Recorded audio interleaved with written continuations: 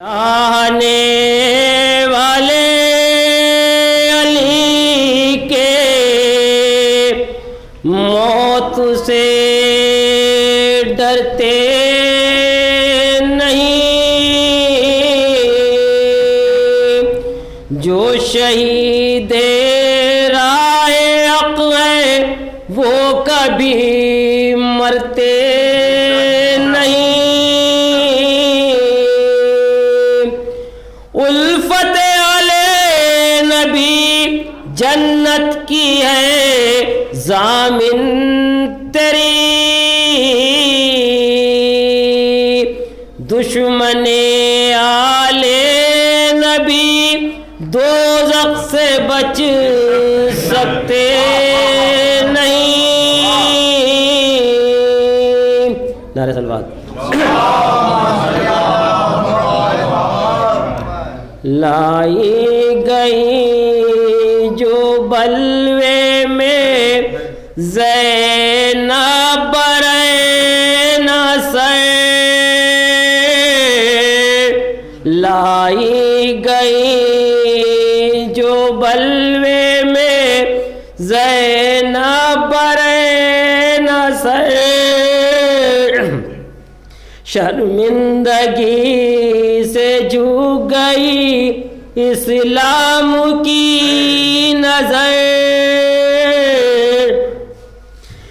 نام و نشان یزید کا باقی نہیں رہا،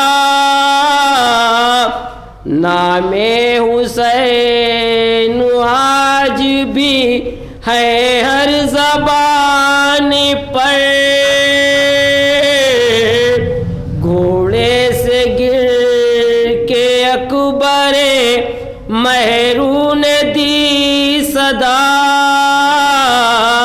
میرا سلام آخری لے لیجئے پدر، لائی گئی جو بلوے میں زینب برین سے، آغوش لحد میں جب کہ سونا ہوگا، آغوش لحد میں جب کہ سونا ہوگا، جس خاک نہ تکیا نہ بچھونا ہوگا، تنہائی میں ہاں کون ہوگا نیس ہم ہوں گے قبر کا کون ہوگا۔ اب میں بہت ہی ادب کے ساتھ میں گزارش کروں مولانا تشریف لائیں اور مجلس کو خطاب کریں۔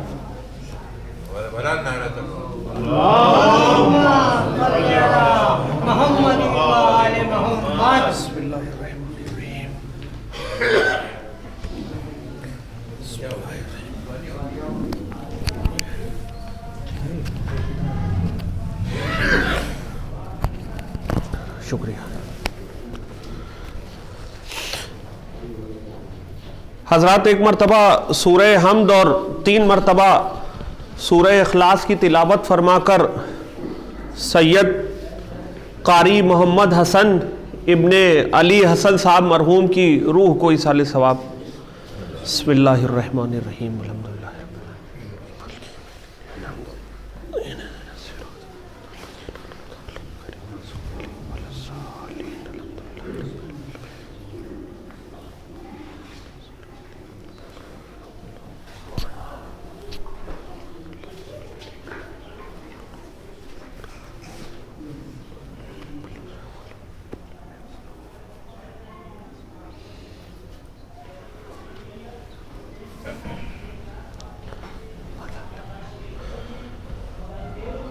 فاتحہ۔ بسم اللہ الرحمن الرحیم،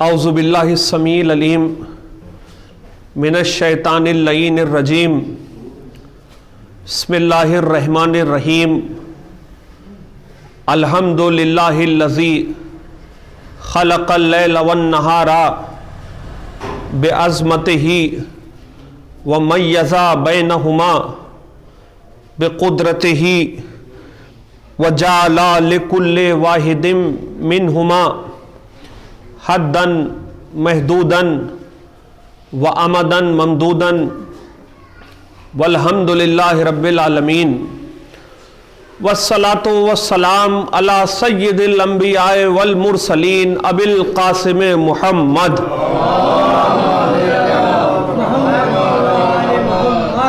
وعلی اہل بیتہ الطیبین الطاہرین المعصومین المظلومین ولعنۃ اللہ علی اعدائہم اجمعین من لیلتنا ہذہ الی قیام یوم الدین اما بعد فقط قال علی علیہ السلام اشرف الغنا ترک المنا صلوات بر محمد و آل محمد۔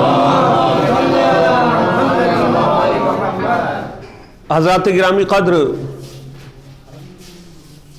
ایک قاری قرآن اور ذاکر آل عمران کی مجلس ہے۔ یہ جن مرحوم کے دیسے کی مجلس ہے تو ان مرحوم نے، ہمارے محترم قاری صاحب مرحوم نے، خدا ان کے درجات بلند کرے، محمد و آل محمد علیہ السلام کی صدقے میں نہ جانے کتنی مجلسیں پڑھی ہیں، اور شرف ذکر حسین کیا ہے اس سے کم یہ قوم جو ہے، قوم شیعہ، ملت شیعہ، یہ خوب واقف ہے، اس لیے کہ یہ ذکر حسین ابن علی کا ذکر اس قوم کے ہر ایک بچے کی گھٹی میں شامل ہے۔ بھئی ہمارے یہاں تو یہ ذکر، اس ذکر کی عظمت یہ ہے کہ چاہے کوئی خوشی کا موقع ہو، چاہے کوئی غم کا موقع ہو، یہ ذکر بہرحال ہوتا ہے۔ اور اگر آپ شیعت کی تاریخ اٹھا کے دیکھیں، ملت شیعہ کی تاریخ اٹھا کے دیکھیں، ہسٹری اٹھا کے دیکھیں، تو یہ ذکر ہر دور میں ہوا ہے، سختیوں کے عالم میں بھی ہوا ہے، تنہائیوں کے عالم میں بھی ہوا ہے، قید خانوں میں بھی ہوا ہے، زندانوں میں بھی ہوا ہے، ہر جگہ یہ ذکر ہوتا رہا ہے، ہوتا رہے گا، اس لیے کہ ذکر کا وارث زندہ ہے۔ صلوات پڑھیں محمد و آل محمد۔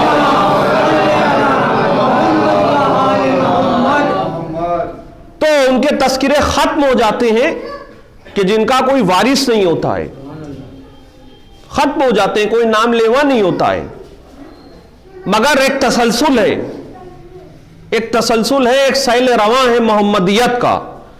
اس گھر میں ہم جسے بھی دیکھتے ہیں وہ ہمیں محمد نظر آتا ہے، یہ گھرانہ ہے۔ دیکھیے ذاکر کی مجلس ہے اور مولا حسین علیہ السلام کے ذاکر کی مجلس ہے، اور شب جمعہ ہو رہی ہے۔ شب جمعہ کی فضیلت بھی اس قوم کو خوب معلوم ہے، خوب پتہ ہے۔ اور دیکھیے نوجوانوں کے گوش گزار کر دوں کہ شب جمعہ میں خصوصاً دو چیزوں کی بہت اہمیت ہے، بزرگ مجھ سے بہتر جانتے ہیں، واقف ہیں، بچپن سے ظاہر ہے کہ یہی ماحول ملا ہے، خود بھی مطالعہ کرتے رہتے ہیں۔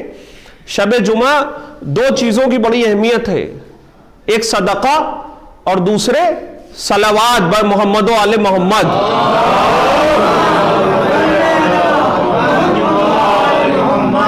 یہ شب جمعہ اور روز جمعہ کے بڑے اہم کام ہیں۔ تلاوت قرآن دعاؤں کی شب ہے، جتنی زیادہ آدمی تلاوت کرے، جتنی زیادہ دعائیں پڑھے، ثواب ہی ثواب ہے۔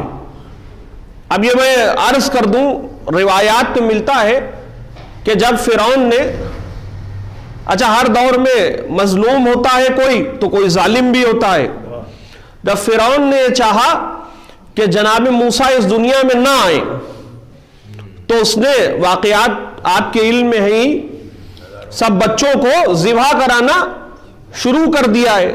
دیکھیں جہاں بھی ظالم ملے اور کوئی ذبح کرتا ہوا ملے، سمجھ لیجئے کہ فرعون مزاج ہے۔ تو ہزاروں بچوں کو پورا واقعہ آپ کے ذہن میں ذبح کرانا شروع کر دیا۔ تو بنی اسرائیل کی جو عورتیں تھیں وہ کیا کرتی تھیں، اپنے بچوں کو، نونہال بچوں کو، چھوٹے چھوٹے بچوں کو 10 مرتبہ صلوات پڑھ کے غار میں تنہا چھوڑ دیتی تھیں۔ یہ صلوات کی اہمیت ہے، صلوات کی فضیلت ہے۔ 10 مرتبہ सलवात पढ़ के 9 मौलूद बच्चों को, छोटे छोटे बच्चों को, शेरखार बच्चों को गार में तन्हा छोड़ दिया करती थी। खुदा एक फरिश्ते को नाजिल करता था और वो फरिश्ता अपने अंगूठे से उन बच्चों को दूध पिलाता था और उन बच्चों की नशो नुमा होती रहती थी। ये है सलवात की फजीलत, मोहम्मद वाले मोहम्मद पर सलवात भेजने की फजीलत।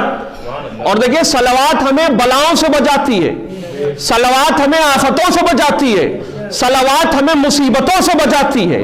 अरे इस कौम को दो ही का तो सहारा है, एक सलवात का, एक अली के नारे का। सलवात पढ़े मोहम्मद वाले मोहम्मद पे। देखिए, मजलिस हो रही है और 30 दिसंबर का दिन गुजर चुका है, यानी अंग्रेजी एतबार से तो अभी बाकी है। और बहरहाल 30 दिसंबर है और दिसंबर और जनवरी ठंडक का शदीद तरीन जमाना है। इसमें अब भाई जो मजलिस पढ़ रहा है मेरे जैसा अदनास जाकिर, उसके साथ भी ये मसला है कि आवाज़ ठीक से निकलती नहीं है। मजमे में नौजवानों से मैं कह रहा हूँ, बुजुर्ग तो जाहिर है कि उनका आना ही मेरे लिए बहुत बड़ी बात है। नौजवानों से अर्ज कर रहा हूँ कि आवाज़ जो हमारे नौजवान हैं उनकी भी ज़रा मुश्किल से निकलती है। ठंडक को क्या करें, मगर ऐसा तो हो नहीं सकता कि ठंडक में हम अपना अकीदा बदल दें। अच्छा, इस कौम के साथ मसला भी है कि कौम का कोई भी फर्द हो, आवाज में आवाज आती ही नहीं जब तक अली के नाम का नारा ना बुलंद हो जाए।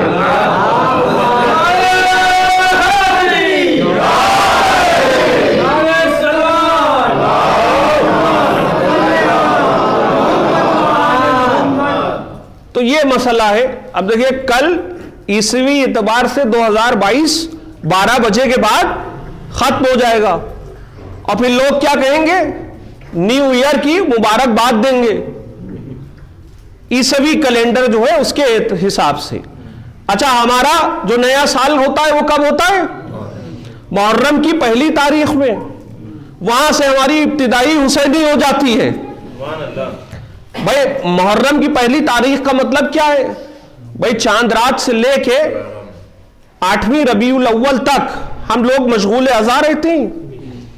तो हमारे यहाँ तो वो तस्वुर नहीं है। बाज अफराद उस मौके पे भी कहने लगे, नए साल की मुबारकबाद देने लगते हैं। अब बकौल मेरे वालिद मोहतरम के कि मुबारकबाद वो दे लेते हैं, कभी कबूल हम 9 रबीउल अव्वल को करते हैं। सलवात पढ़े मोहम्मद वाले मोहम्मद।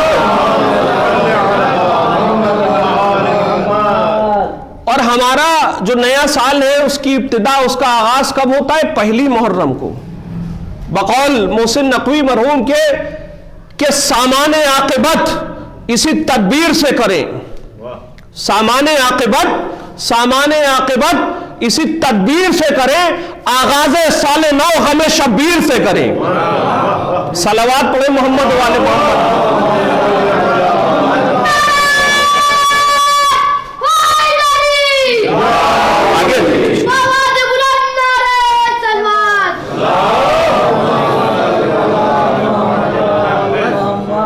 थोड़ा थोड़ा आगे आ जाइए ताकि बाद में आने वालों को कोई ज़हमत ना हो। और देखिए, मजलिस है, हुसैन का जिक्र हो रहा है।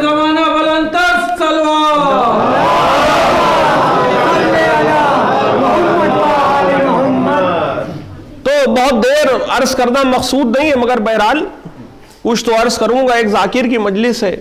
उमूमन जो ईसाले सवाब में आयात पढ़े जाते हैं या हदीस की तिलावत होती है, उससे मैंने ज़रा सा इन्हिराफ किया, इसलिए कि कारी साहब मरहूम की शख्सियत मेरी नज़र में है, मेरी निगाह में है। गालिब कुल गालिब अली इब्न अबी तालिब अलैहिस्सलाम फरमा रहे हैं, अशरफुल गिना तरकुल मुना, बेहतरीन सरवतमंदी ये है, दौलतमंदी ये है कि इंसान तमन्नाओं को तर्क कर दे। देखिए, इंसान जो तमन्नाओं का असीर रहता है, गुलाम रहता है, उसी का सबब यह है कि इंसान खुदा का शुक्र नहीं अदा कर पाता है। और न जाने कौन कौन सी बीमारियां आज रुनुमा हो रही हैं कि जिनका पहले कोई नाम लेवा भी न था। नई नई बीमारियां आ रही हैं। हमने सोच लिया कि हमें ये मिल जाए, हमें वो मिल जाए। उन्हीं तमन्नाओं के हिसार में हम खुदा की नेमतों का शुक्र नहीं अदा कर पा रहे हैं। آج کل کا ماحول یہ ہے کہ ہمیں زیادہ چاہیے، اور ایک نسل گزر گئی عزیزان محترم کہ جس نے کم پہ اکتفا کیا مگر خدائے وحدہ لا شریک لہو کے شکر میں کمی نہیں کی۔ اور اس دور کی جو سوکھی روٹی تھی عزیزان محترم آج کے لقمہ تر سے بہتر تھی۔ یہ وہ دور تھا کہ جب انسان کے پاس وسائل محدود تھے، آمدنی کے ذریعے کم تھے، مگر محبتیں بہت زیادہ تھیں، قربتیں بہت زیادہ تھیں۔ تو آج ہمیں یہ چاہیے کہ ہمارے پاس جو کچھ بھی ہے ہم اس میں خدا کا شکر ادا کریں، اور محمد و آل محمد علیہ السلام کا شکر ادا کریں، مسلسل کریں، روز و شب کریں۔ اور دیکھیں شکر کا بہترین مرحلہ کیا ہے؟ دیکھیں 3 طرح کی کیفیتیں ہیں، میں عرض کر دوں ذرا سا موضوع مختلف ہو۔ 3 طرح کی کیفیتیں ہیں جو اسلام نے ہمیں سمجھائی ہیں اور عفا نے بتائی ہیں۔ پہلی کیفیت ہے تسلیم تن، یعنی جسم کی تسلیم۔ موسم ہے دسمبر کا، موسم ہے جنوری کا، ٹھنڈک کا موسم ہے، صبح کے وقت اٹھنا مشکل ہے، مگر تسلیم تن، تسلیم جسم ہم سے یہ کہتی ہے کہ صبح اٹھو، 2 رکعت کا فریضہ ادا کرو۔ مشکل کام ہے اس موسم میں، مگر اب کیا کریں، اسلام نام ہی تسلیم کا ہے کہ ہمارا جسم آمادہ ہو، ہمارے ارکان بدن آمادہ ہو، اللہ کو سجدہ کرے، سجدے میں جائیں تو کہے سبحان رب الاعلی و بحمدہ۔ صبح کے وقت کتنا حسین منظر ہوتا ہے۔ چھٹے امام حضرت امام جعفر صادق علیہ السلام آپ نے فرمایا کہ جو اس دن کا شکریہ ادا کرنا چاہے وہ 4 مرتبہ صبح کے وقت کہے الحمدللہ رب العالمین، اور یہی کام شام کے وقت کرے تو گویا اس نے خدا کا شکر ادا کیا۔ اب یہ مشکل کام ہے، مئی اور جون کا مہینہ ہے، تسلیم تن، تسلیم جسم کیا ہے کہ ہم روزہ رکھیں۔ اچھا ہمارا روزہ ایسا ہوتا بھی نہیں کہ ہمیں صرف اپنی بھوک و پیاس یاد آئے، اس لیے کہ اسی ماہ رمضان میں مولا علی علیہ السلام کا غم بھی آ جاتا ہے، تو اب غم علی بھی یاد آ جاتا ہے اور غم کربلا بھی یاد آ جاتا ہے۔ تو تسلیم تن یعنی ہمارے پاس مال ہے، اب ہم مال کو خدا کی راہ میں صرف کریں، مشکل ہو رہا ہے ہمارے لیے، مگر تسلیم کا مرحلہ یہی ہے۔ اب اس سے ذرا بلند منزل یہ ہے کہ تسلیم عقل۔ 3 طرح کے تسلیم کی منزلیں ہیں، ایک تسلیم تن ہے، ایک تسلیم عقل ہے، اور ایک تسلیم قلب ہے۔ ابھی عرض کر رہا ہوں موضوع ذرا سا مشکل ہے، مگر ظاہر ہے کہ مشکلیں ہیں تو کوئی مشکل کشا بھی ہے۔ صلوات پڑھے محمد والے محمد پہ۔ بھائی میں عمدن ایک مشکل موضوع کو چھیڑ رہا ہوں عمدن، مگر امید ہے کہ آپ انشاءاللہ بھرپور ساتھ دیں گے۔ اب تسلیم عقل کیا ہے کہ ہم خدا کے آیات کا مشاہدہ کریں، آیات الہی سے زمین بھری ہوئی ہے، ہم آیات الہی کا مشاہدہ کریں، سمجھیں کہ ذات واجب ہے کیا، جتنا بھی ہم سے ہو سکے، جتنا بھی ہمارے حد امکان میں ہو، ہم سمجھنے کی کوشش کریں کہ خدا کے آیات کا مطلب کیا ہے، حقیقت اشیاء کو سمجھیں، جتنا بھی ہو سکے ہم سے، حتی الامکان حتی الوسعت ہم کوشش یہ کریں کہ اس کے آیات پہ غور و فکر کریں، اور قرآن ہمیں حکم بھی یہی دے رہا ہے۔ یہ ہے تسلیم عقل۔ اچھا کوئی بات ہماری نہیں سمجھ میں آ رہی ہے، مگر اسلام کیا کہہ رہا ہے کہ جو پیغمبر نے فرما دیا، جو امام نے فرما دیا وہ حق ہے، ہر چیز کو ہماری عقل سمجھ نہیں پا رہی ہے۔ مثلا زکوٰۃ کا مسئلہ ہے، لوگ یہ سوچیں کہ صاحب ہم نے محنت سے پیسہ کمایا ہے، اور ہم نے محنت سے مال کمایا ہے، ہم نے تجارت کی ہے، ہم اپنا پیسہ کیوں دے رہے ہیں خدا میں؟ مگر تسلیم عقل یہ کہتی ہے کہ چونکہ خدا کا حکم ہے اور ظاہر دیا ہوا تو اللہ ہی کا ہے، جو مال ہمارے پاس ہے، ہمارے پاس جو کچھ ہے وہ کس نے دیا ہے؟ ہمیں اللہ تبارک و تعالیٰ نے دیا ہے، کوئی صاحب یہ تصور نہ کریں کہ ادھر ادھر سے کچھ لوٹ لیں گے تو غنی ہو جائیں گے. صلوات پڑھیں محمد والے محمد پہ. بھائی موضوع بھی آگے بڑھتا جائے گا، بیچ بیچ میں کچھ انشاءاللہ شامل بھی کرتا جاؤں گا تاکہ ہمارے نوجوانوں کے توجہات بھی مبذول رہیں، ان کا التفات مجھے حاصل ہوتا رہے. تو تسلیم عقل کا مرحلہ جو ہے تسلیم تن سے ذرا مشکل ہے، اس لیے کہ عقل ہر شخص استعمال نہیں کر پاتا ہے. اگر عقل کا استعمال ہر شخص کر لیتا تو اسلام میں یہ حالات نہ ہوتے. بقول شاعر کیا تمسخر ہوا اسلام کی تقدیر کے ساتھ، قتل شبیر ہوئے نعرہ تکبیر کے ساتھ. یہ جو حالات رونما ہوئے کہ لوگوں نے عقل کا استعمال نہیں کیا، کسی کو بھی حاکم مان لیا، کسی کے بھی پیچھے ہو گئے. تو ایسے افراد سے ہماری گزارش ہے کہ کسی بھی کے بھی پیچھے چلنے سے پہلے کم از کم اس کا شجرہ تو دیکھ تو لیے کہ اس کی اصل کیا ہے، نسل کیا ہے. یہی مرحلہ ہے تسلیم عقل کا. تسلیم عقل یہ کہتی ہے کہ ولو ہمیں پیغمبر زمان کے ساتھ چلنے میں معاذ اللہ جیسا لوگ سوچتے ہیں نقصان ہو رہا ہے، ارے وہ نقصان نہیں ہے، فائدہ، اصل فائدہ وہ ہے کہ جو دو جہاں کا فائدہ ہے. بھئی یہ جو مسجدوں سے کہا جاتا ہے کہ حی علی خیر العمل، حی علی الفلاح، آ جاؤ فلاح کی طرف، تو یہ فلاح خالی دنیاوی فلاح نہیں ہے، یہ فلاح دارین ہے. یہ ہے تسلیم عقل. کچھ چیزیں ہماری سمجھ میں نہیں آ رہی ہیں، بعید از عقل ہے، مگر پھر بھی ہم کوشش کر رہے ہیں. یہ ہے تسلیم عقل. یہ مرحلہ تسلیم تن سے ذرا افضل ہے. اس کے بعد آیا تیسرا مرحلہ تسلیم قلب، یعنی ہمارا دل قبول کرے. دیکھیے اسلام نے انسان کو مرحلوں سے گزارا ہے، بہت سے مرحلوں سے گزارا ہے. تسلیم تن کا مرحلہ یہ ہے کہ انسان مسلمان ہو جائے. تسلیم عقل کا مرحلہ یہ ہے کہ انسان صاحب ایمان ہو جائے. اور تسلیم قلب کا مرحلہ یہ ہے کہ انسان سلمان ہو جائے. صلوات پڑھیں محمد والے محمد پہ.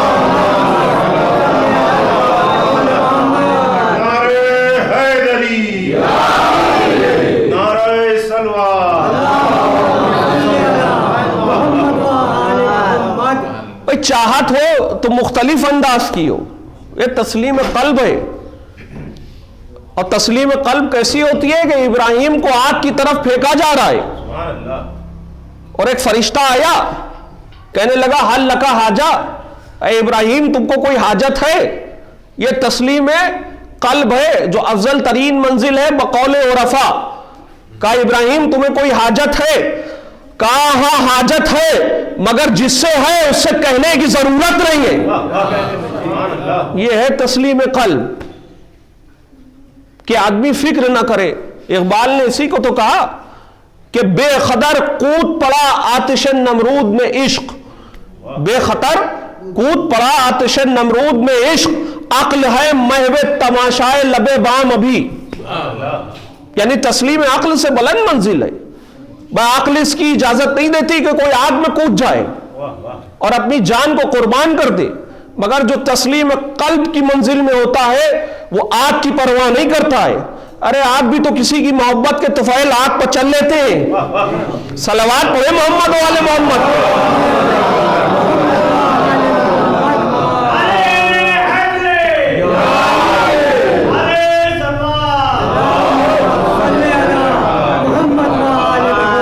دیکھیے ہمارے بھائی نے علی کے نام کا نعرہ بلند کیا. تسلیم قلب کیا ہے کہ گھر گھرا ہوا ہو، گھر گھرا ہوا ہو اور بستر پہ چین سے لیٹ جائے، بستر پہ سو جائے اور ایسا نہ سوئے بڑے اطمینان سے سو جائے. اب اہل لکھنؤ تشریف فرما ہے اور لکھنؤ جو ہے وہ شعراء اور ادبا کا گڑھ ہے. ایک جملہ کہے بغیر آگے نہ بڑھوں گا کہ تسلیم قلب کی منزل تھی کہ علی بستر پہ سو گئے، علی بستر پہ سو گئے، تسلیم قلب کی منزل تھی. اور بستر پہ سوئے نہیں ہے، 14 صدیوں کے لیے شجاعت کے مرحلے کو بیدار کر دیا ہے. صلوات پڑھے محمد والے محمد. ایسا نہیں ہے کہ تسلیم قلب جو ہے وہ صرف انبیاء کے لیے ہے یا ائمہ کے لیے، نہیں، عام آدمیوں کے ساتھ بھی تسلیم قلب ہو سکتی ہے. کہ کوئی کسی سے دل سے محبت کرے. بھئی چھٹے امام حضرت امام جعفر صادق علیہ السلام کے دور کا واقعہ ہے نا کہ ایک شخص آیا, کچھ بات ہو رہی تھی, پورا واقعہ آپ کے ذہن میں. امام علیہ السلام نے فرمایا کہ آگ میں کود جاؤ. اب وہ کود گیا آگ میں. یہ ہے تسلیم قلب, ماننا تو پھر دل سے ماننا. اچھا آپ نے دل سے اگر کسی شے کو قبول نہ کیا تو سمجھ لیجئے کہ بس وہ شے اخلاقاً ہے, اس کی کوئی حیثیت نہیں ہے. جب ہم تسلیم قلب کی منزل میں آتے ہیں تو الفت دوسرے معیار کی ہو جاتی ہے, محبت دوسرے معیار کی ہو جاتی ہے. اب وہ محبت نہیں رہتی, مودت میں بدل جاتی ہے. اور حبیب کو حکم ہوتا ہے, حبیب کبریا کو حکم ہوتا ہے کہ قل لا اسألکم علیہ اجرا الا المودۃ فی القربى, کہ میرے حبیب ان سے کہہ دو کہ ہمیں اجر رسالت پہ کچھ نہیں چاہیے سوائے میرے اقربا سے محبت کے. دیکھیے یہ ہے تسلیم قلب, یہ بڑی مشکل منزل ہے. اب عزیزان محترم دیکھیے وقت نکل جاتا ہے اور چند باتیں یاد رہ جاتی ہیں. جیسے میں عرض کر رہا تھا کہ ایک ذاکر حسین کی مجلس ہے, ہر جگہ کے جا کے قاری صاحب نے مجلس پڑھی ہے. اور دیکھیے عموماً ہم لوگ چند الفاظ استعمال کرتے ہیں کہ بڑی مجلسیں, اور کہتے ہیں کہ صاحب کوئی ذاکر ہے تو وہ دورے کی مجلس پڑھ رہا ہے, تو عموماً جو ہے لوگ یہ کہتے ہیں ارے وہ تو دورے کی مجلس ہے. دیکھیے مجلس کوئی بھی ہو, مجلس ہے, اور مجلس بڑی مجلس ہے, ہر مجلس. اس لیے کہ ہر مجلس میں جناب سیدہ سلام اللہ علیہ تشریف لاتی ہیں.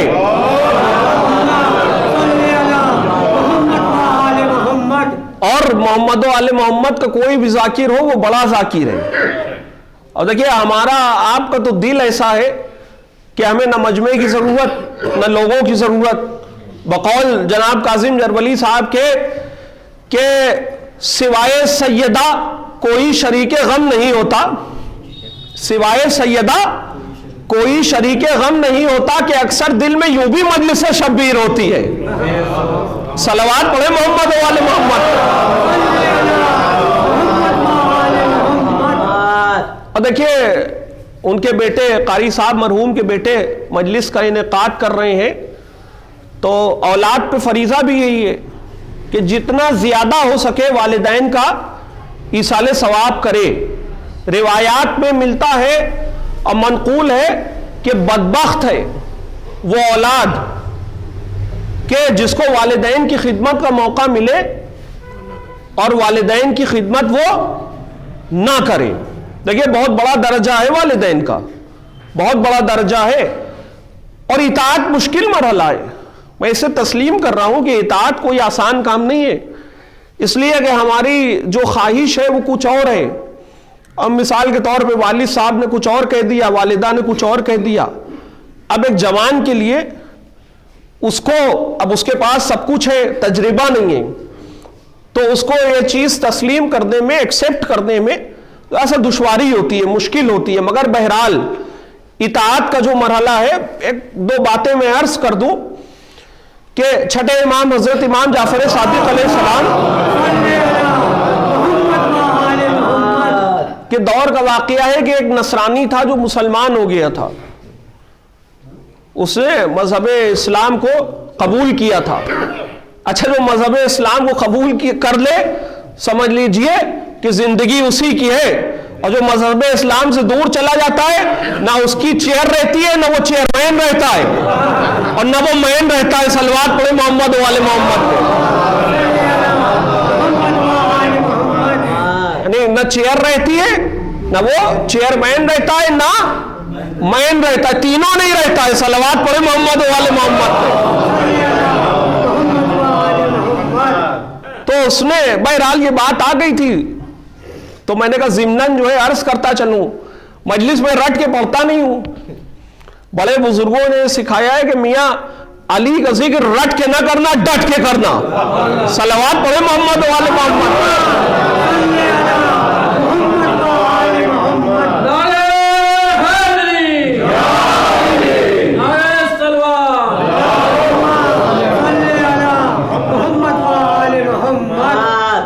شخص مسلمان ہوا اور اس کے بعد وہ حج کرنے آیا، اچھا شریف النفس تھا، واقعی مسلمان ہوا تھا، لہذا چھٹے امام علیہ السلام کی خدمت میں بھی آ گیا۔ بھئی جملوں کی رعایتوں پہ اگر آپ نہ غور کریں گے تو کرے گا کون؟ اس لیے کہ یہاں یقیناً انجمن والے بیٹھے ہوں گے اور شعراء کے کلام میں رعایتیں ہوتی ہیں، انہی سے ہم لوگوں نے سیکھے ہیں دو چار لفظ۔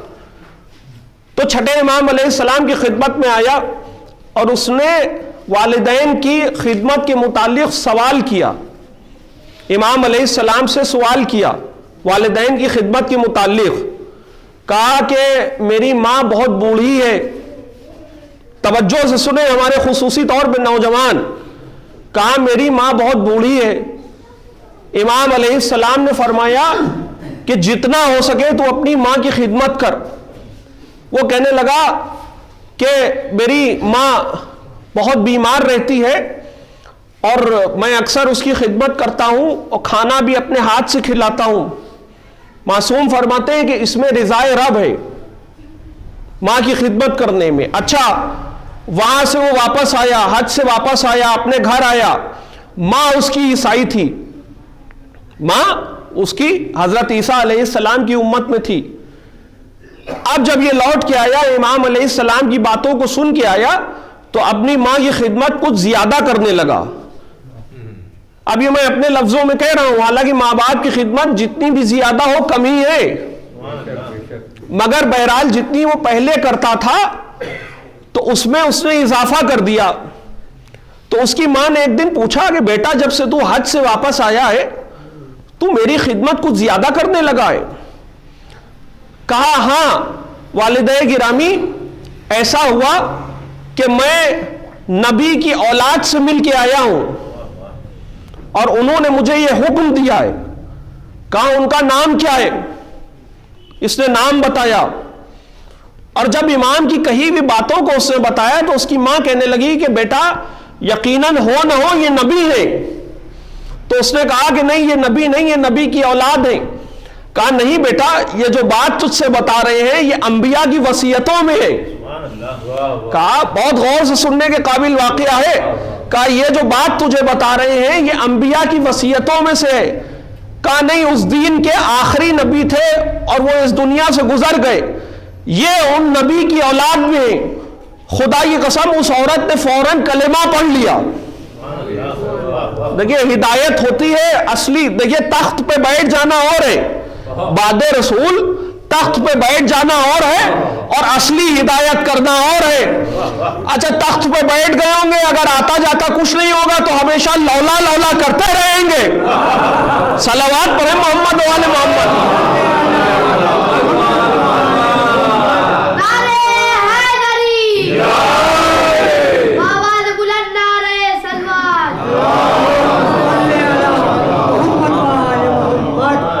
اب غور فرما رہے ہیں، تو اس نے کلمہ پڑھ لیا، اس کے دل کو یہ بات بہت اچھی لگی، بھا گئی، اس کا دل اس کشش میں مبتلا ہو گیا، اور اس کے بعد اس عورت نے نمازیں پڑھیں، بہت بیمار تھی، ظہر کی پڑھی، عصر کی پڑھی اور مغربین کی نماز پڑھی، اور اس کے بعد اس کا انتقال ہو گیا۔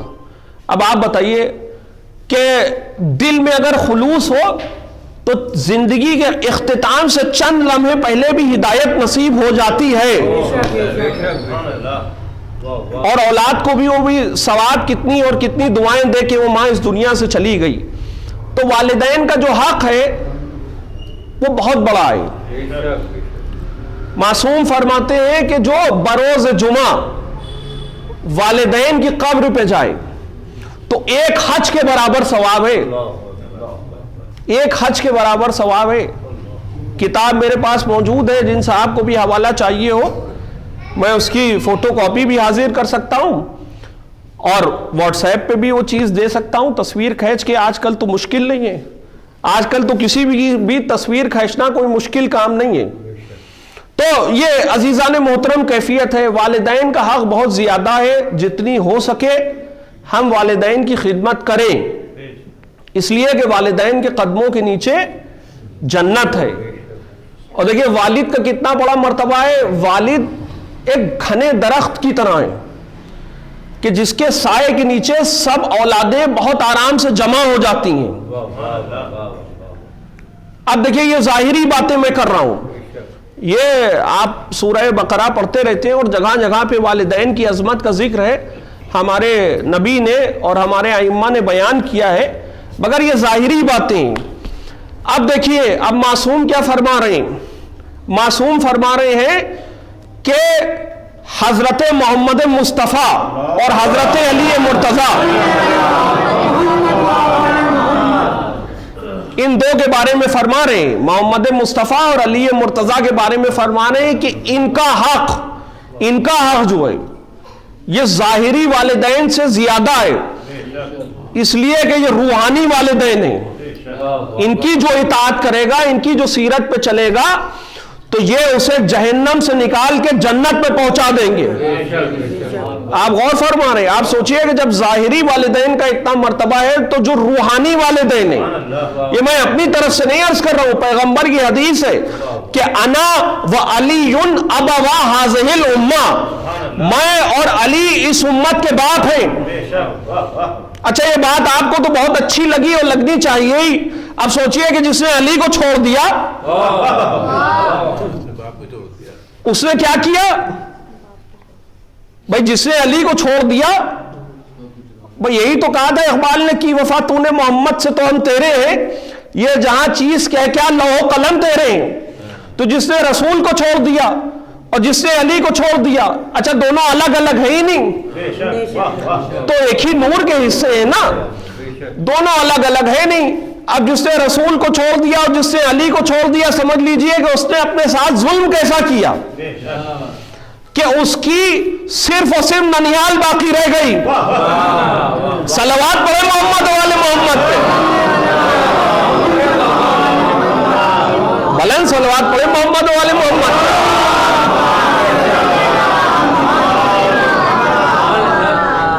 اور دشمن علی کا مسئلہ بھی ہے کہ ان کے پاس فقط ننیال ہے، فقط ننیال ہے، اور جس کے بعد ننیال ہو ددیال نہ ہو زمانے میں کہلاتا کیا ہے؟ صلوات پڑھے محمد والے محمد۔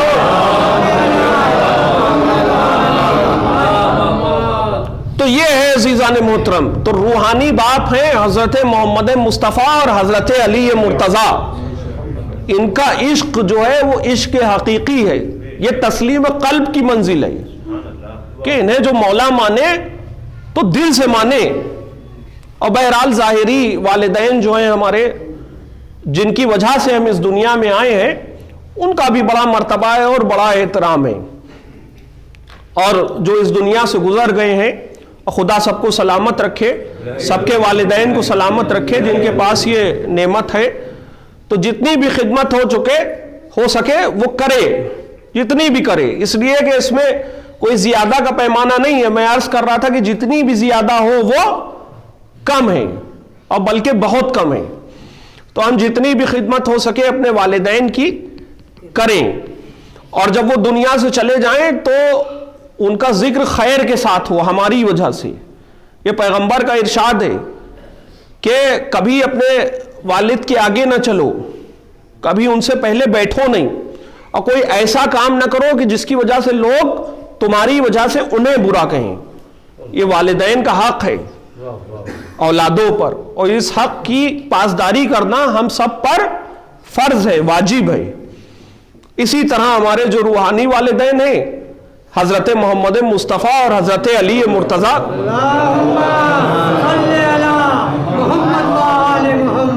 بھائی انہی نے تو ہمیں سارے پتے بتائیں، ساری باتیں انہی کی بتائی ہوئی ہیں۔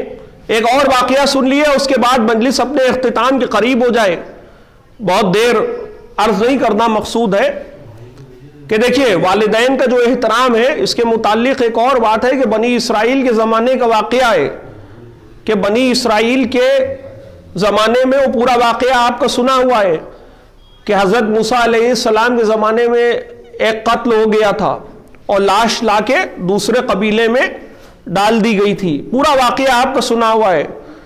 تو اب یہ کہا گیا تھا کہ صاحب ایک گائے آ جائے اور پھر اس کی ہڈی جو ہے وہ مقتول کے جسم کو اس سے مس کیا جائے، وہ گواہی دے گا۔ اب جو یہ گائے تھی اس کے صفات جب بنی اسرائیل نے پوچھے تو حضرت موسیٰ علیہ السلام نے پروردگار عالم سے دریافت کیے. بہت مختصر کر کے میں عرض کر رہا ہوں, ایک صلوات پڑھ دے محمد والے محمد.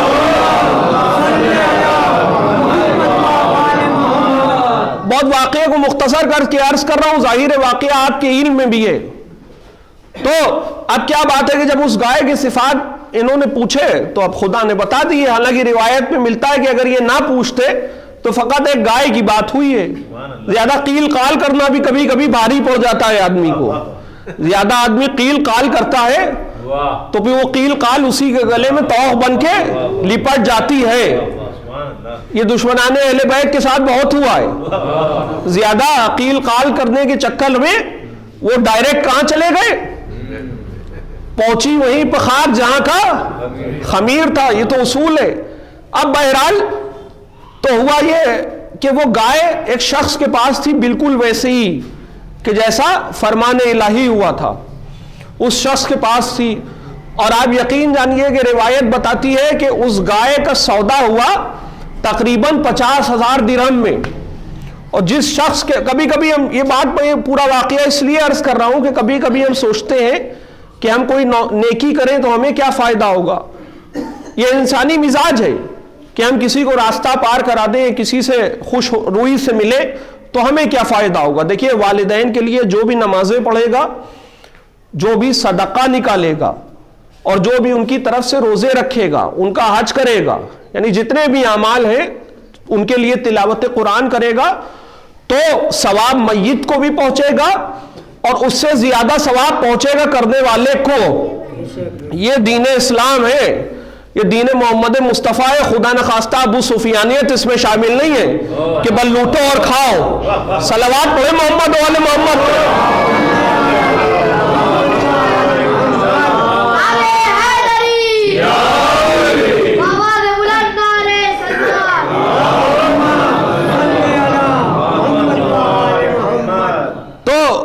یہ بڑا اہم مسئلہ ہے. اب کسی نے کوئی نیکی کی, کسی کو پتا ہو نہ پتا ہو, جو اللہ کے فرشتے مقرر ہیں ان کے علم میں تو ہے ہی, اور اللہ سے تو کوئی بید چھپا نہیں ہے نا. اللہ تو دلوں کے حال کو جاننے والا ہے. اس کے اسماء میں سے ایک نام علیم بھی ہے, وہ ہر شے کا پورا جاننے والا ہے. تو جس شخص کو اس گائے کی اتنی زیادہ قیمت ملی تھی, کس وجہ سے ملی تھی وہ وجہ سن لیے. اب بقول غالب کے مختے میں آپ پڑھی ہے سخن گسترانہ بات, گفتگو اپنے اختتام کے قریب ہو رہی ہے.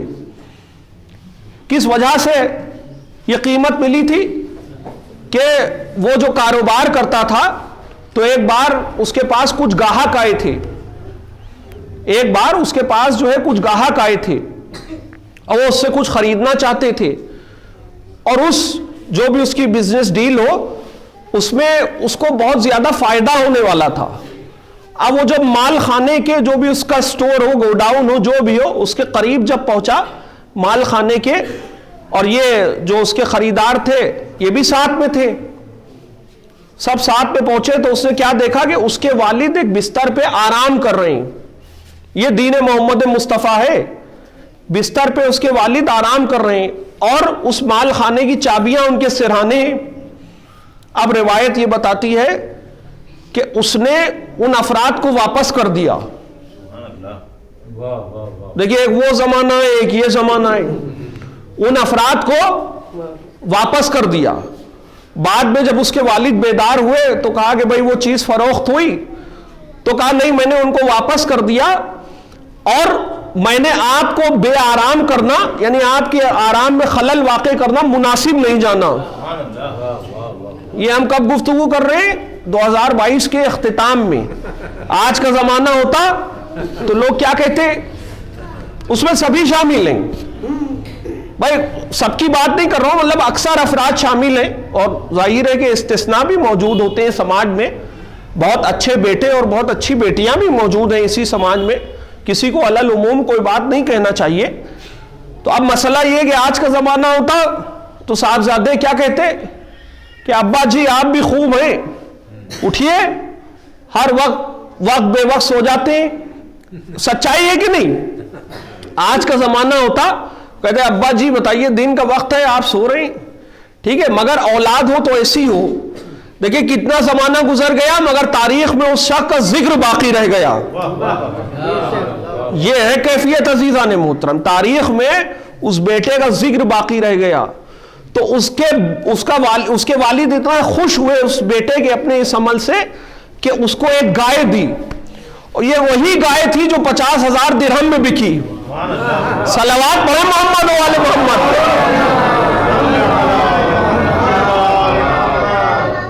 دیکھیں میں کوئی قصہ کہانی نہیں سنا رہا ہوں، یہ واقعہ ہے، یہ واقعہ ہے. اور قرآن جو ہمیں واقعات سناتا ہے اور جو گھر میں بچوں کو واقعات ماں سناتی ہے اس میں ایک فرق ہوتا ہے. جو واقعات ماں بچوں کو گھر میں سناتی ہیں اس کا مقصد یہ ہوتا ہے کہ بچہ سو جائے، اور جو واقعہ قرآن سناتا ہے مقصد ہوتا ہے کہ انسان بیدار ہو جائے. صلوات پڑھیں محمد و آل محمد.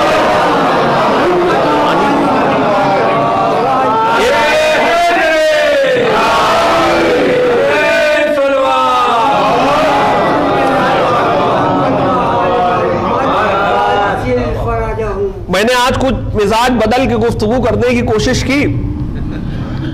اب ظاہر ہے کہ ہم جس قبیل سے ہیں، جس قبیلے کی ایک شاخ کی ایک کلی ہے، تو ہم سے لوگ یہ توقع کرتے ہیں کہ ہم جو ہے وہ نیام جو ہے سیف ہمیشہ جو ہے برآمد رکھیں گے، اور ہم سے توقع کرنا چاہیے بھی، اس لیے کہ ہمارا مزاج ہی یہی ہے. بہرحال بیچ بیچ میں میں نے حتی الامکان کوشش کی، مگر یہ کہ کچھ پیغامات ہمارے نوجوانوں تک پہنچنا بہت ضروری ہے. یہ والدین کا حق ہے، ہم پر بھی ہے، آپ پر بھی ہے، سب پر بھی ہے. اور جتنی ہو سکے ہم اپنے والدین کی خدمت کریں، اور جتنا ہو سکے اپنے روحانی والدین کا ذکر کرتے رہیں. روحانی والدین یعنی حضرت محمد مصطفیٰ اور حضرت علی مرتضیٰ. اور دیکھیں اس کا بہترین ذریعہ یہ مجلس ہے. یہ جو مجلس ہے یہ نشان امتیاز ہے حق و باطل کے درمیان.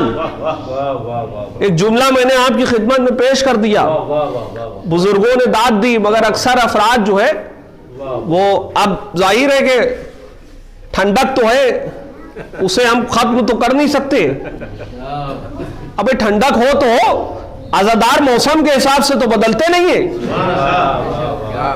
اچھا یہ ذکر بھی ایسا ذکر ہے کہ جو ذکر اس کا ذکر ہے جو غالب ہے، کل غالب ہے. ذکر اس کا ذکر ہے، موسم چاہے کچھ بھی ہو، زمانہ چاہے کچھ بھی ہو، حالات چاہے کچھ بھی ہو، یہ ذکر ختم نہیں ہوگا. تو روحانی والدین کے ذکر کا بہترین ذریعہ ہے مجلس امام حسین علیہ السلام، جو نشان امتیاز ہے حق و باطل کے درمیان. تقریباً 1400 برس 1450 برس ہونے والے ہیں. اب مجلسوں کو قائم کس نے کیا؟ جناب زینب سلام اللہ علیہ نے.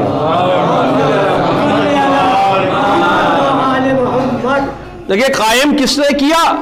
جناب زینب سلام اللہ علیہ نے بنت امام علی علیہ السلام. آپ نے قائم کیا، کن حالات میں کیا؟ بس گفتگو قریب ہو رہی ہے اپنے اختتام سے.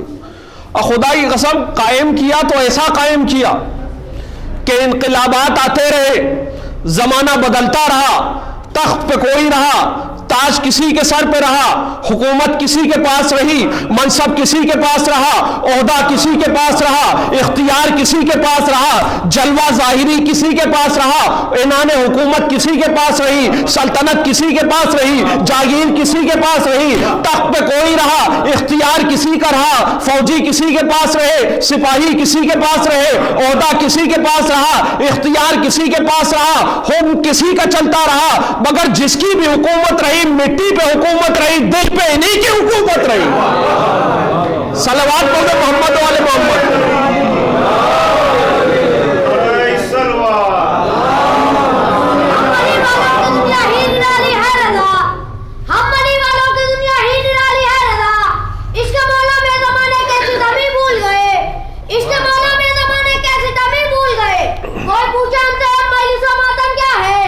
کوئی پوچھا ہم سے مجلس و ماتم کیا ہے؟ وہ تیری ہے کہ اولاد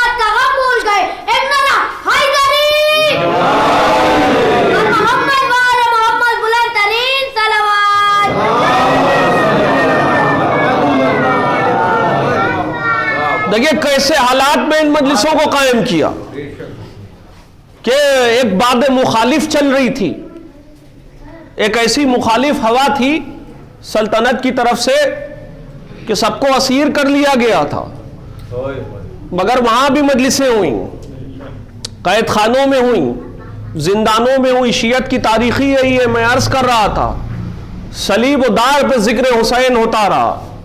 اور دیکھیے اس ذکر کا معجزہ یہ ہے کہ اس ذکر میں سب کچھ سمایا ہوا ہے، اس لیے کہ ابتدا جو ہوتی ہے وہ حمد الہی سے ہوتی ہے، اس کے بعد نبی کا ذکر ہوتا ہے، پھر آل نبی کا ذکر ہوتا ہے۔ یہی وفا کا تقاضا ہے کہ یہ ذکر ہوتا رہے۔ پھر مجھے چھٹے امام جعفر صادق علیہ السلام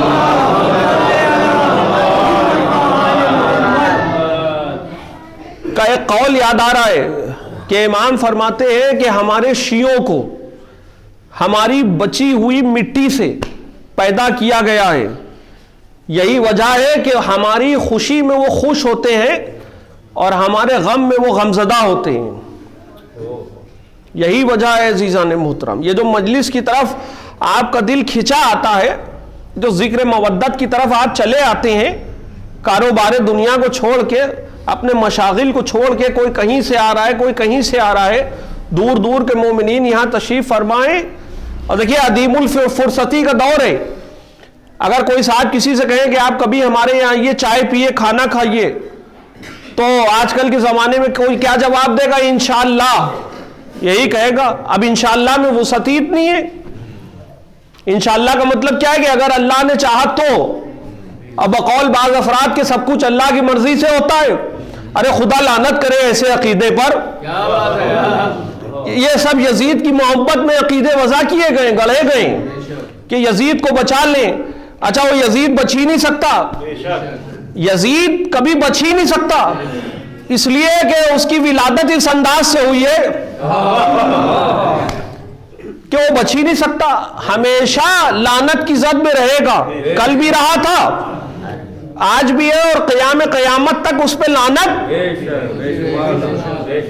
ہوتی رہے گی۔ اور بقول مجمع کے کہ بے شمار لعنت، بھائی اس کا شمار ہی نہیں کیا جا سکتا، اس لیے کہ ہم صبح بھی یہ عمل کرتے ہیں، شام کو بھی کرتے ہیں۔ اچھا شام پہ تو ہم ہمیشہ کرتے ہیں، صلوات پڑھیں محمد و آل محمد۔ شام میں ہمیشہ لعنت کرتے ہیں، ہر وقت کرتے ہیں، تو لعنت کی زد سے بچ نہیں سکتا ہے کہ جس نے روحانی والدین کو تکلیف پہنچائی، اور کیسی تکلیف پہنچائی، کیسی تکلیف پہنچائی، اور کیسی کیسی تکلیفیں پہنچائیں کہ بیان نہیں کی جا سکتی ہے، مگر ذکر مظلوم زندہ رہا، ذکر مظلوم باقی رہا، اور ہماری نسلوں میں جاری تھا، جاری ہے اور جاری رہے گا۔ میں عرض کر رہا تھا کہ ایسی مجلسیں جناب زینب سلام اللہ علیہا نے قائم کی، ایسی مجلسیں قائم کی، ایسی مجلسیں قائم کی کہ اتنا زمانہ گزر گیا، آج بھی یہ مجلسیں قائم کے صدقے میں قائم ہیں۔ صلوات پڑھیں محمد و آل محمد۔ بس عزیزان محترم، گفتگو میں نے ختم کی، آج ذرا سا مزاج کو بدل کے بات ہوئی، اور کبھی کبھی اس انداز سے بھی گفتگو کرنا اچھا لگتا ہے۔ دیکھیے تسلیم قلب اشرف الغنا ترک المنا، مولا کا قول ہے، مولا امیر المومنین علیہ السلام فرما رہے ہیں کہ بہترین ثروت مندی یہ ہے کہ انسان تمناؤں کو ترک کر دے، تسلیم قلب کی منزل ہے۔ اور جب تسلیم قلب کی منزل ہوتی ہے تو خنجروں کے بستر پہ سو بھی جایا جاتا ہے، اور تلواروں کے مسلوں پہ سجدے بھی ادا ہوتے ہیں۔ تسلیم قلب کیا ہوتی ہے؟ بقول شاعر کے کہ گلو خشک سے ٹوٹا نہ پیاس کا رشتہ، ستم نے بیچ میں خنجر بھی رکھ کے دیکھ لیا۔ ایسی پیاس ہوتی ہے۔ دین اسلام کی بقا کا یہ جذبہ ہوتا ہے کہ ہم قربان، ہمارا مال قربان، ہماری اولاد قربان، ایسا جذبہ ہوتا ہے۔ بس ایک ذاکر حسین کی مجلس ہے کہ جن کو ہم نے ہمیشہ مجلسیں پڑھتے ہوئے سنا ہے، بہت مجلسیں پڑھی قاری صاحب مرحوم نے یقیناً وہ جنت میں جب مولا حسین علیہ السلام کے قریب بیٹھتے ہوں گے تب بھی مصائب سناتے ہوں گے، اس لیے کہ ذاکر کا کام ہی یہی ہے کہ وہ امام کے فضائل پڑھے، امام کے مصائب پڑھے۔ بس میں مجلس کو تمام کر رہا ہوں۔ جب یہ قافلہ کربلا پہنچ گیا تو ایک دن جناب زینب سلام اللہ علیہا امام حسین علیہ السلام سے فرمانے لگی کہ بھیا جب سے ہم زمین کربلا میں آئے ہیں تو خیموں کے پیچھے سے کسی بی بی کے رونے کی آواز آ رہی ہے، اور نہ جانے کیا بات ہے بھیا کہ یہ آواز بڑی جانی پہچانی لگتی ہے۔ حسین کی آنکھوں میں آنسو آ گئے۔ کہا بہن زینب تم نے پہچانا نہیں، یہ اماں زہرا کی آواز ہے۔ کہا یہ اماں زہرا کی آواز ہے۔ ہاں عزیزان محترم، جناب سیدہ سلام اللہ علیہا کی شہادت کی تاریخ بہت قریب ہے، اکثر جگہوں پہ مجلسیں ہو رہی ہیں۔ جب شہادت ہوگی بی بی کی تو کیا سما ہوگا۔ ایک نوحہ پڑھا جاتا ہے کہ اندھیر ہوا فاطمہ زہرا نے قضا کی، یا فاطمہ کہہ کہ جو روتا ہے زمانہ، ارے تربت ہلی جاتی ہے رسول دو سرا کی۔ جناب زینب سے کہا کہ یہ ہماری اماں کی آواز ہے۔ کس طرح سے ستم ڈھائے اس امت نے آل محمد پر۔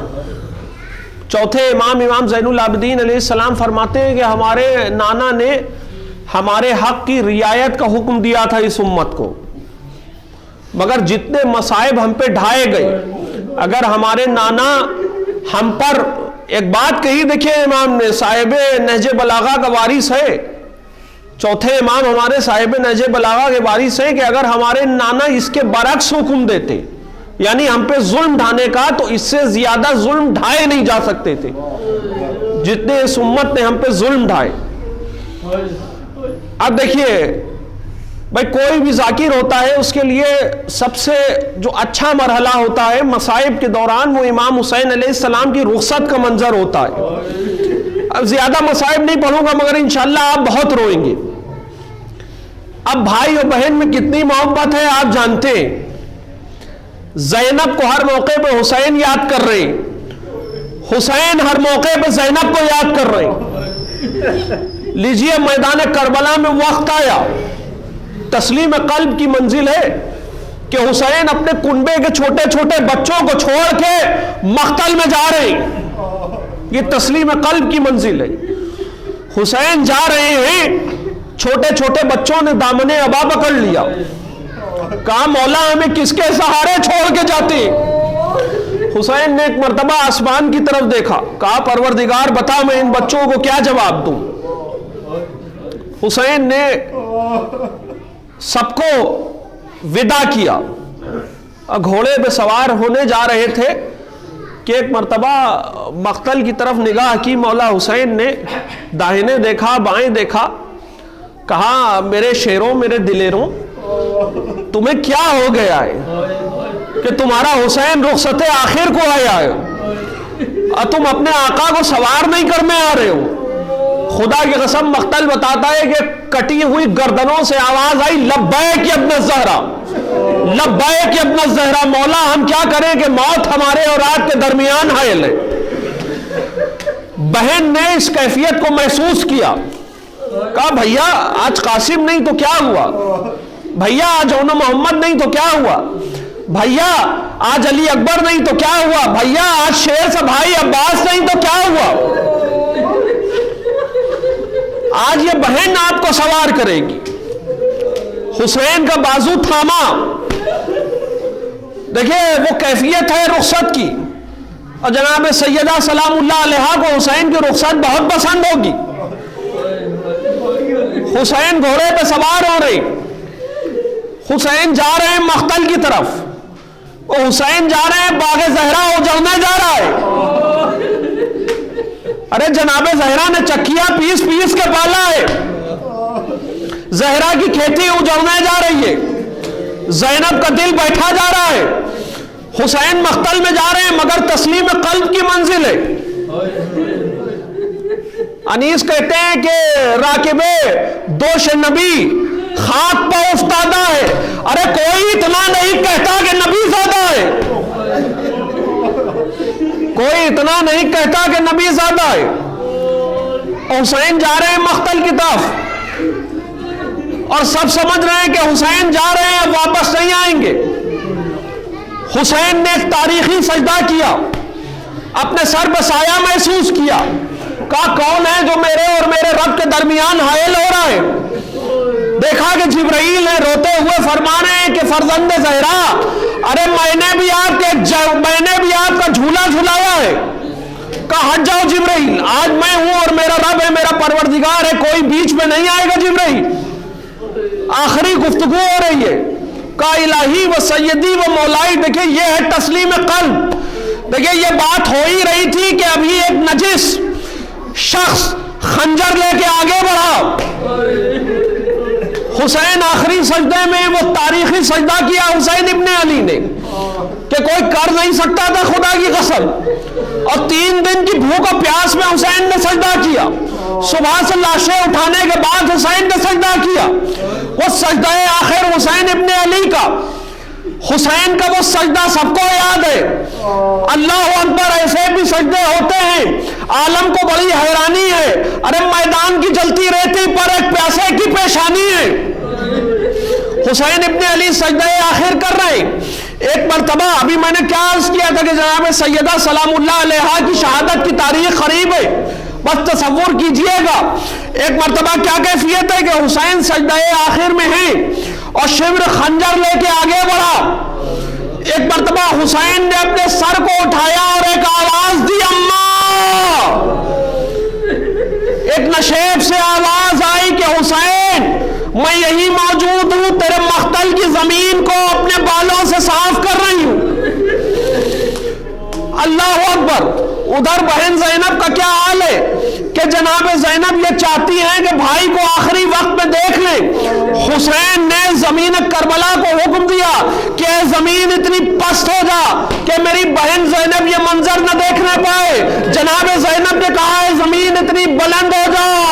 ارے لیجئے میدان کربلا کو زلزلہ آیا, ارے فرات کا پانی نیزوں اچھلا, کربلا کے میدان میں سیاہ آندیاں چلی, منادی نے ندا دی, الا قتل الحسین بکربلا, الا ذبح الحسین بکربلا. سیعلم الذین ظلموا ای منقلب ینقلبون. حضرات ایک مرتبہ سورہ حمد اور 3 مرتبہ سورہ اخلاص کی تلاوت فرما کر مرحوم سید قاری محمد حسن ابن علی حسن صاحب مرحوم کو ایصال ثواب کرتے ہیں. بسم اللہ.